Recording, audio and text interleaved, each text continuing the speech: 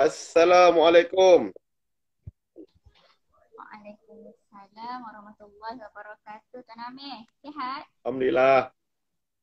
Kau dah? Alhamdulillah. Ya, sihat Alhamdulillah. Alhamdulillah. Jadi insya-Allah. Terima kasih semua yang masih bersama kami untuk Capsule Rezeki dari Langit. Kita dah sampai kunci 10. Membina yakin. Jadi untuk berkati sesi supaya segalanya lancar insya-Allah. Kita mulakan dengan umur kita Ya. Al-Fatihah. Auzubillahi minasyaitonir rajim. Bismillahirrahmanirrahim. إياك نعبد وإياك نستعين اهدنا الصراط المستقيم صراط الذين أنعمت عليهم غير المغضوب عليهم. Jadi Alhamdulillah, tu dah Kak Izzat komen. Subhanallah. Assalamualaikum. Ida Hani. Marini Ghazali. Waalaikumsalam. Kami setiap Kak Izzat, hari Selasa malam, Kak Izzat. Kami buat live capsule rezeki dari langit. Ni dah masuk minggu yang ke-10.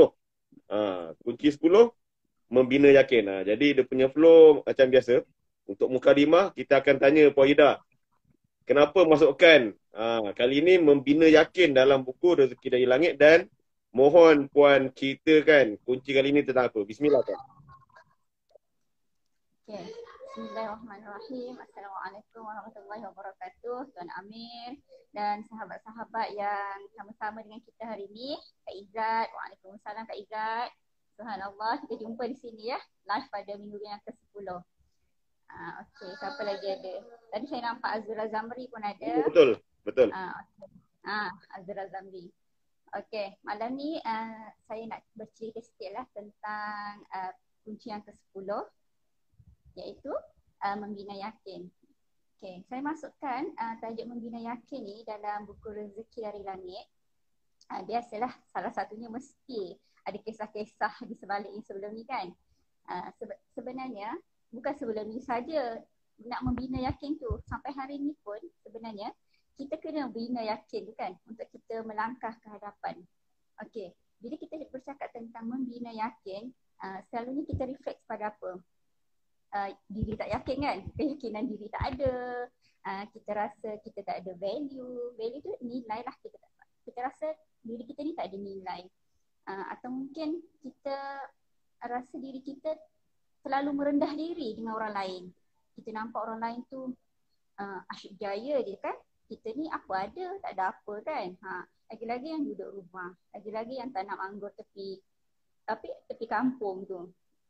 Okey, kemudian lagi dalam keadaan pandemik ni, ramai yang kena buang kerja, yang tak ada kerja kan. Kesian kan. Jadi keyakinan diri tu hilang, terkikis sedikit demi sedikit. Jadi bila bercakap tentang keyakinan diri, dia memang reflect benda-benda tu lah. Rasa tak yakin, rasa bila kita membanding-bandingkan diri kita dengan orang lain. Bila kita terlalu kuat membanding-bandingkan diri kita dengan orang lain, apa yang kita ada? Tak ada apa. Lalas kita pun rasa terperosok dekat rumah kan. Perosok bawah katil, menangis tepi bucu katil kan. Tak ada apa. Jadi itulah situasi yang pernah saya alami dahulu, dan saya percaya sampai sekarang ni pun masih lagi ada segelintir seperti saya dululah. Sekarang ni pun masih lagi ada kadang tu rasa tak yakin diri kan. Tetapi bila kita telah melalui zaman-zaman silam tu, kita rasa macam ada something yang kita boleh top up lah. Kita boleh top up diri kita dengan membina keyakinan diri. Jadi salah satunya, macam mana kita nak membina keyakinan diri ni? Salah satunya dalam buku Rezeki dari Langit kan, saya telah mulakan cerita dengan apa? Suami saya tegur kan, mana vision board?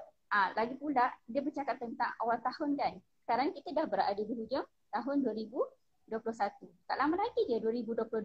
Jadi bila kita bercakap tentang keyakinan diri, mesti kita rasa macam kita nak lagi up pada tahun hadapan. Jadi apa yang kita kena buat? Kita akan reflect pada diri kita, kita akan muhasabah, apa yang aku dah buat tahun ni. Rasa-rasa macam tak ada apa kan, kita dah buat tahun ni macam tak ada pun impaknya, tak ada pun kejayaan yang kita raih. Itu yang kita fikir. Tapi bila kita yakin dengan apa yang Allah janjikan melalui Al-Quran, iaitu manusia itu adalah sebaik-baik kejadian kan. Kita yakin, kita ni kan ciptaan Allah. Bila kita yakin kita adalah ciptaan Allah, pastinya kita adalah sebaik-baik kejadian dan kita ada bakat, kita ada nilai yang tersendiri yang Allah dah tentukan. Mungkin kita belum hilap lagi, mungkin Allah belum tonjolkan lagi. Jadi kita kena bina keyakinan diri itu melalui refleksi dan muhasabah diri. Dan salah satunya cara yang kita untuk bina keyakinan diri ialah dengan membuat vision board. Mungkin zaman sekarang orang kata, vision board apalah sangat kan. Nanti orang kata kita apa? Tergolong dalam new age tu kan. Tidaklah, sebenarnya vision board ni macam-macam cara boleh buat. Tak semestinya kita buat vision board tu kita tampal gambar dekat kertas ke apa kan. Tapi sebenarnya kita boleh juga tulis dekat buku. Kita ada planner kan, buku planner tiap-tiap tahun kita beli tu kan. Kita tulis kat situ. Apa kita punya KPI kita pada tahun hadapan ataupun diambang tahun baru tu kan. Macam Kak Izzat kata apa? Vision board boleh dijadikan tool kan untuk mantapkan doa. Betul. Itu betul. Bila kita nampak, kita visualize apa yang kita nak, insya-Allah setiap kali kita doa tu kita bayangkan, ya Allah aku nak macam ni kan. Daripada doa tu pun kita boleh membina keyakinan diri. Jadi selain daripada vision board, kita tulislah, senaraikan apa yang kita inginkan dalam buku planner kita tadi tu. Kita nak apa KPI kita, apa target kita, apa impian kita. Bila kita nampak, kita visualize melalui tulisan ataupun bentuk gambar sekalipun, insya-Allah kita akan terjemahkan keyakinan diri kita itu melalui doa dan juga usaha. Dan kunci seterusnya kan saya bercerita tentang aura positif dan tekun tindakan. Itu akan datang pula kan. So hari ni kita nak bina keyakinan diri dulu. Okey. Berkenaan keyakinan diri ni tadi, ni nak spesifik lah. Nak bina keyakinan khusus untuk rezeki ni. Macam tadi Puan ada cerita, kita selalu membanding-bandingkan, tengok orang tu berjaya, ni tak berjaya. Jadi saya kilas dalam pemikiran saya, benda ni mindset lah. Tapi nak dengar daripada Puan Ida sendiri, macam mana nak bina yakin lah pasal rezeki ni. Sebab dalam bab kunci yang ni, macam ada satu ayat tu, Puan ada cakap macam hidup kita ni Allah dah tentukan dah. Kita ni sebenarnya sekadar melakonkan watak yang Allah dah tentukan. Tinggal lagi kita nak yakin rezeki tu Allah bagi pada kita tu. Jadi nak penjelasan yang lagi orang cakap detail sikit lah kalau boleh Puan kongsikan. Nak bina keyakinan dalam bab rezeki ni Puan. Bismillah. Okey. Bismillahirrahmanirrahim. Bagus kan? Bila kita dah cerita pasal bab keyakinan diri tadi tu, mesti kita terfikir apa kaitannya dengan rezeki. Macam mana pula kita nak bina keyakinan ni dalam bentuk rezeki. Walhal selalunya kita cakap bila kita membina keyakinan diri ni, kita akan terus memupuk semangat yang tinggi kan, motivasi yang tinggi. Jadi daripada situ sebenarnya dia satu rentetan. Bila kita, macam saya cakap tadi, bila kita dah visualize apa yang kita nak, target kita, impian kita, apa-apa pun yang kita nak capai dalam satu tahun tu, ataupun dalam satu hari atau satu minggu, satu bulan sekalipun, kita dah visualize, kita mantapkan dia dengan doa. Macam Kak Izzat cakap tadi, saya setujulah, memang kita akan mantapkan dia melalui doa. Dan selepas kita yakin dengan berdoa tu, kita akan tunjulkan dalam bentuk apa? Mestilah kita rasa termotivasi, kita rasa bersemangat yang tinggi. Jadi apapun perasaan-perasaan positif ataupun semangat positif yang timbul selepas itu, di mana kita paksikan dia? Mestilah kepada Allah Subhanahu Wa Taala. Jadi melalui rasa keyakinan diri itu dan kita paksikan dia pada bantuan dan pertolongan Allah Subhanahu Wa Taala, dia akan melorongkan lagi kita punya rasa semangat tu dengan membuka pintu-pintu untuk terus berusaha bersungguh-sungguh, konsisten, istiqamah. Dan sesungguhnya Allah menyukai setiap hamba-Nya yang konsisten istiqamah dalam walau apapun usaha dan tindakan, walau sekecil-kecil apa yang kita buat. Bila kita semua setia perjalanan tu kan, dan Allah sukalah Allah memandang setiap usaha kita, dan insya-Allah Allah akan membuka jalan-jalan yang rasa yang macam sesuailah dengan kemampuan dan upayaan kita. Bila Allah kata satu hari kau akan berjaya, dan insya-Allah Allah akan tentukan kejayaan itu menurut cara dan jalan dia. Jadi daripada situ banyaklah rezekinya. Kita akan rasa gembira, kita akan rasa istiqamah, kita akan rasa buat apa pun kerja, insya-Allah. InsyaAllah kita akan rasa gembira dengan bantuan Allah. Dalam kunci yang 10 ni juga, saya suka dengan subtopik pegang kuat lubuk rezeki. Sebab kat sini ada satu persoalan saya lah, orang cakap. Dia sebetul-betulnya dunia ni kita jinjing, akhirat kita junjung. Kan? Tapi sebaliknya berlaku, ibarat macam kita junjung dunia, akhirat kita jinjing. Bila kita tak dan, kita tinggal kat akhirat tu. Tapi dunia ni kita kau-kau jaga macam ayat ni lah dia tanya ustazah, bila saya dan saya buat lah, tak dan tak buat. Jadi walhal lubuk rezeki ni kita tahu Allah bagi rezeki. Jadi situasi ni kalau boleh puan kongsikan pada pendengar malam ni. Bismillah puan. Okey. Bismillahirrahmanirrahim. Pegang kuat lubuk rezeki. Saya suka juga subtopik ini sebab apa? Subtopik ni saya tercetus waktu saya dalam kereta. Masa tu baru nak up lagi lah dalam macam rasa baru nak keluar daripada zon selesa tu. Dan kereta tu ustazah ni ialah, saya merujuk kepada ustazah Nur Hafizah Musa.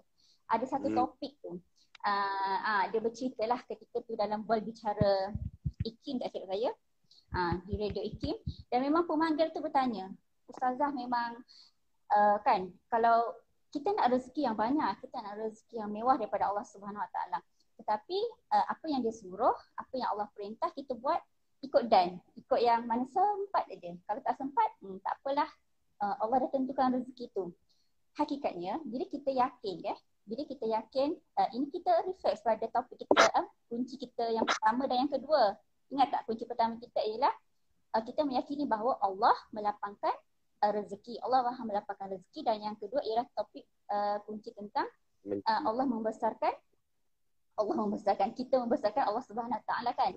Maksudnya di sini ialah dia reflekslah pada pegang kuat lubuk rezeki tu. Kita yakin bahawa Allah itu memegang kunci-kunci rezeki kita. Allah itu maha menyalurkan rezeki-rezeki buat kita. Okey, mengikut Asmaul Husna, apa? Allah Ar-Razzaq, Al-Wahhab, Al-Ghani, Al-Mughni, Al-Kafi, apa lagi yang berkaitan dengan rezeki tu kan. Jadi kita meyakini Asmaul Husna Allah tu, jadi kenapa kita lebih mengutamakan dunia? Mengapa kita lebih mengutamakan dunia tetapi mencicirkan atau menganaktirikan apa yang Allah perintah, iaitu melebihkan Allah dan juga akhirat. Bila kita, maksudnya keyakinan kita masih goyah lah. Di situ kita kembali kepada apa yang kita tauhidkan, apa yang kita yakinkan, apa yang kita pergantungkan dalam hidup kita. Memang kita nak rezeki banyak, memang kita dalam hidup sekarang ni banyak benda kita kena sara kan. Anak-anak, kos hari hidup tu kalau kita kira ikut belanjawan, gaji 5,000 tu memang tak cukup lah. Kita senaraikan semua belanjawan tu memang jauh melampaui batasnya. Tetapi memang kita ni tak boleh berkira sangat kan? Bila kita berkira sangat, Allah akan berkira dengan kita. Pernah tak dengar ayat tu? Wallahu a'lam macam mana nak elaborate kan? Tetapi bila kita duduk yakin bahawa kita ni terlalu berkira. Jadi itu sebabnya Allah berkira dengan kita. Cuba kita tidak terlalu berkira. Kita berbelanja ataupun kita melunasi perbelanjaan kita harian untuk suami, untuk isteri, untuk anak-anak, keluarga semua. Kita berlandaskan rezeki yang Allah bagi. Sesungguhnya Allah itu bagi bila kita berbelanja dengan niat kita nak menyukakan keluarga kita dan menyukakan Allah, insya-Allah Allah akan melipat gandakan. Jadi kita kena yakin bahawa memang Allah itu memberi rezeki seikutnya dia lah, seikut dia yang mana sesuai dengan kita kan. Tetapi banyak mana pun, sikit mana pun, bila kita rezeki, Allah itu maha mengurnia, Allah itu mencukupkan rezeki kita, insya-Allah. Allah akan cukupkanlah. Rasa sikit tapi sentiasa je ada. Rasa sikit tapi bukan setakat untuk kita boleh menghulur kepada orang lain. Jadi kita kena peganglah bahawa hidup kita ini bukan hanya berakhir di dunia sahaja. Dunia akan binasa dan akhirat selamanya. Bila kita yakin akhirat selamanya, apapun yang kita buat di dunia, Allah akan ganjari di dunia lagi. Nanti apatah lagi di akhirat. Jadi kena pegang lubuk rezeki tu. Allah segala-galanya. Jadi apapun kehidupan di dunia yang kita rasa kurang, kita balik kepada Allah. Allah Maha mencukupkan, Allah Maha mengurniakan segala-galanya. Jadi bila kita ada amalan-amalan yang orang ajar ataupun ustaz-ustaz ataupun yang kita baca melalui buku, bila diajar, kita amalkan berpaksikan pada keyakinan kita kepada Allah. Bukan semata-mata untuk mendapatkan rezeki. Dan kita buat kan. Kita buat sebab Allah suka. Itu ya yang utamanya. Poin utama dia. Okey, Puan. Wallahu a'lam. Kesimpulan, kunci membina yakin. Penutup kita malam ni. Bismillah. Okey, kesimpulan untuk malam ni, untuk kunci ke-10, membina yakin kita. Macam mana rasa nak membina yakin tu? Hati kita berbolak-balik kan? Jadi saya menyarankan, saya menyerulah untuk diri saya, Tuan Amir dan juga kawan-kawan yang sama-sama ni, kita mengamalkan doa yang Nabi ajarkan, ya muqallibal qulub, sabit qalbi ala dini ta'ati. Jadi kita amalkan doa tu. Bila kita amalkan selalu doa tu, moga Allah teguhkan hati kita yang sentiasa berbolak-balik ni, supaya kita yakin untuk berada terus di atas jalannya, dengan meyakini bahawa Allah itu Ar-Razzaq, Al-Wahhab, Al-Ghani, Al-Mughni, Al-Kafi. InsyaAllah. InsyaAllah. Jadi terima kasih Puan Ida untuk kunci membina yakin. Kita akan bertemu untuk kapsul RDL Rezeki dari Langit minggu depan insyaAllah. Tekun bertindak. Jadi nak tahu pasal apa tekun bertindak ni pula kan. Kita jumpa lagi minggu depan insyaAllah. So terima kasih semua. Kita tangguh kita punya sesi malam ni dengan tasbih farah. Subhanallahi wa bihamdih. Subhanakallahumma wa bihamdika asyhadu an la ilaha illa anta astaghfiruka wa atubu ilaik. Subhana rabbika rabbil izzati amma yasifun wa salamun alal mursalin walhamdulillah. Terima kasih Kak Izzat semua. Assalamualaikum. Terima kasih.